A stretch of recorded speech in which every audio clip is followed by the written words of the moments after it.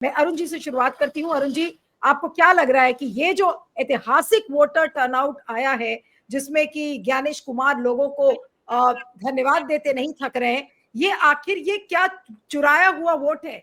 क्या हम ये माने कि ये चोरी किया हुआ पहला फेज का चुनाव का वोटर टर्नआउट दिख रहा है? नमस्कार नीलू जी। देखिए, पिछले इलेक्शन में 56% वोट जो लोकसभा का था उसका आंकड़ा था। अब ये जो है 10% इलेक्शन टू इलेक्शन बढ़ जाना, ये अनप्रेसिडेंटेड है और इसको बहुत तरह से देखा जा सकता है कि इलेक्शन में जो है बहुत ज़्यादा स्टेक था इसलिए गड़बड़ हुआ। लेकिन मैं गर्ग साहब के सामने जो है आंकड़े की बात नहीं कर सकता, वो उनका फील्ड है, उसमें वो एक्सपर्ट है। तो वो जो हैं वो गर्ग साहब ही आपको आंकड़े का ज़्यादा डिटेल बताएंगे।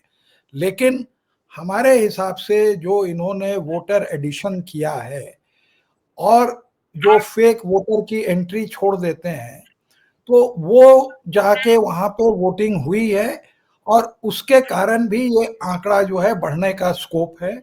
और बहुत कुछ हो सकता है ये हाथ में लेके रखे हों कि पोस्ट पोल में जो ये बढ़ाएंगे उसको बाद में एक एक करके न बढ़ा के अभी ही बढ़ा लें कि बाद में जो 4 दिन वो स्टोरेज में रहेगा तो कौन वहां पर बैठ के जो है पहली वाली करेगा। क्योंकि इनको तो पूरी सरकार को तो डेटा से की तो सैंक्टिटी है ही नहीं, जो कह दिया वही सही है। तो ये भी हो सकता है, इसकी पॉसिबिलिटी है। लेकिन जहां तक डेटा का सवाल है वो आप जो है गर्ग साहब से पूछिए, वो आपको ज्यादा अच्छे से बताएंगे। ओके, मैं अब अरुण जी के पास आती हूँ कि अरुण जी, ये जो वोटर टर्नआउट आया है 64.46%, जो कि अभी 66। हाँ सॉरी 64.66 जो परसेंट आया है, अब इसमें हम क्या माने? अब कई लोग ये भी कह रहे हैं कि भाई ये महागठबंधन के लिए एक अच्छा संकेत हो सकता है, क्योंकि बहुत भारी संख्या में लोगों ने ऑपोजिशन को वोट किया होगा। क्या ये बदलाव का वोट है? क्योंकि जब इतनी भारी संख्या में, अगर हम ये मान रहे हैं कि चुनाव चोरी नहीं हुई है और ये बहुत भारी संख्या में लोग वोट डालने के लिए गए, तो फिर तो महागठबंधन के लिए खुशी की बात है। और अगर ऐसा नहीं है तब तो फिर और भी ज्यादा डेंजरस प्रेसिडेंट है। दोनों में से कौन सा विकल्प आपको सही लग रहा है? आपका क्या आकलन है? देखिए, लोगों में अगर ये आक्रोश का वोट है और जिस तरह से वोटर सप्रेशन इन्होंने किया है, तो ये निश्चित ही जो है महागठबंधन के फेवर में जाता है। तो ये एक पॉसिबिलिटी है। लेकिन ये भी हो सकता है कि ये इतने इनसिक्योर हैं और ये इतने डेस्परेट हैं कि हम किसी तरह से बिहार का चुनाव जीतें। तो जैसे हरियाणा और महाराष्ट्र में किया, तो ये हो सकता है मैसिव रिगिंग भी किए हो। दोनों तरफ से पॉसिबिलिटी है। ये तो जब आएगा तभी पता चलेगा। अभी आपने देखा, हम तो केवल दो ही लोगों का वो देख रहे थे, डुप्लीकेट वोटिंग। इन्होंने ट्रेनों की ट्रेन देखिए, कितना पैसा अप डाउन का पैसा टिकट खर्चा किया और भाजपा के का वो लेके गमछा या जो भी कहिए अंग वस्त्र जो है, वहां से हरियाणा से लेके जो है बिहार में इन्होंने उसको किया। आप अगर सेकंड क्लास का भी अगर आप फेयर लेंगे तो कम से कम 1500 रुपया उसमें खर्चा होगा और वो कॉस्ट बेयर कर रहे हैं, प्लस आने जाने का जो खाने पीने का वो भी दिया होगा। तो जब इस तरह से वोटों का जब ये लोग सब्सिडाइज कर रहे हैं, बेईमानी कर रहे हैं, तो कोई भी चीज पॉसिबल है। अभी वो राकेश सिन्हा अपने ट्वीट में लिखे हैं कि मैं नहीं जानता था कि राजनीति इतनी हल्की होगी, चूंकि मैं वहां का रहने वाला था तो मैंने अपना वोट शिफ्ट करा लिया और इसलिए जो है यहाँ वोट दिया। अरे हो सकता है ये सोचे होंगे कि हम ही को चीफ मिनिस्टर का कैंडिडेट कहीं बना देंगे तो हम पहले ही से अपना वोट शिफ्ट करके रखें, इसलिए जो है ये वहां कराए हों। हमें तो ये नहीं समझ में आता है कि ये वोट शिफ्ट करने में इतनी एफिशिएंसी कहाँ से आ गई। यहाँ पर तो लोगों का नॉर्मल वोट नहीं रजिस्टर होता है और इन लोगों का 2-2 जगह 3-3 जगह जो है शिफ्ट हो जाता है 1 साल के अंदर में। तो देखिए, ये पता चलेगा धीरे धीरे, लेकिन गोदी मीडिया इसको छापने को नहीं तैयार है।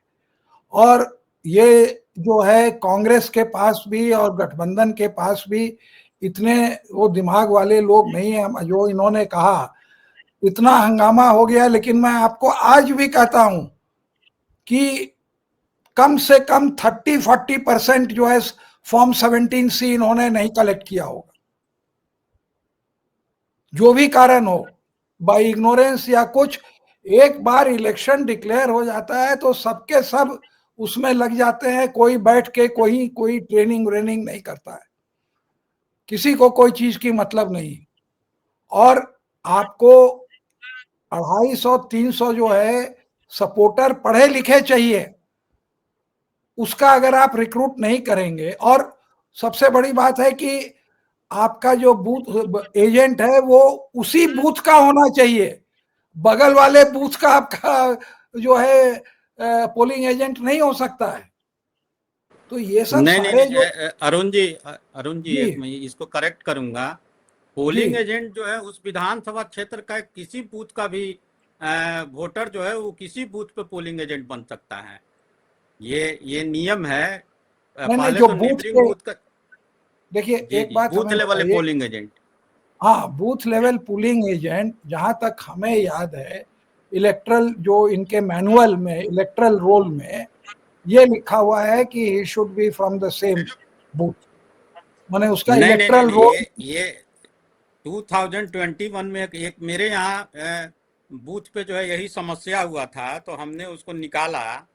और अच्छा, उसमें ये नियम है कि नेबरिंग बूथ का होना चाहिए। अगर नेबरिंग बूथ का नहीं मिलता तो उस विधानसभा क्षेत्र में से किसी भी बूथ का जो कोई वोटर है वो जो है बन सकता है। देखिए ये यही लेटर है, ये आज हमने भेजा था एक आदमी को। ये वेरी समस्या गुड। जो एक बूथ पे आई थी, तो हाँ हाँ, ये पोलिंग नहीं एजेंट को नहीं, ये लेकर बहुत के अच्छा। नियम जो है ये हाँ, किया और गया है। समस्या इसीलिए आई कि ये भी कहीं लिखा हुआ है जो आप बात कर रहे हैं सिंह साहब, आप सही बात कर रहे हैं, और बड़ा अच्छा आपने उसको जो है रिफॉर्म किया है ना। तो ये अच्छा रहा कि आपने जो बताया कि कहीं का हो सकता है, तो ये और लोगों को भी जो कैंडिडेट हैं उनको भी पता चले कि वो अपॉइंट, क्योंकि बहुत बार होता है कि बूथ पर जो है पोलिंग एजेंट रहता ही नहीं है, जिसका ये लोग फायदा उठा लेते हैं। तो रिगिंग के देखिए बहुत तरीके हैं, रिगिंग में खूब पैसा चलता है, और जितनी गरीबी और जिस तरह से घुसखोरी है, तो हम अभी वहां क्या पे माने, और क्योंकि अभी जो व्यूअर हमें देख रहा है, बहुत सारे दर्शक इस समय जुड़े हुए हैं, वो यही जानना चाह रहे हैं कि ये जो वोटर टर्नआउट, ऐतिहासिक वोटर टर्नआउट है, ये वोट चोरी द्वारा है या फिर ये वाकई में महागठबंधन को ये वोट गया है, इसका आकलन क्या हम आज कर सकते हैं?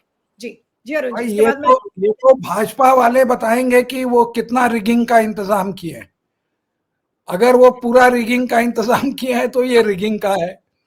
अगर वो इंतजाम उतना, वो कहते हैं ना, जैसे वो हरियाणा का चीफ मिनिस्टर जो है वो तो लोगों को बता दिया मुस्कुरा के कि भाई पूरा इंतजाम है, घबराइए मत।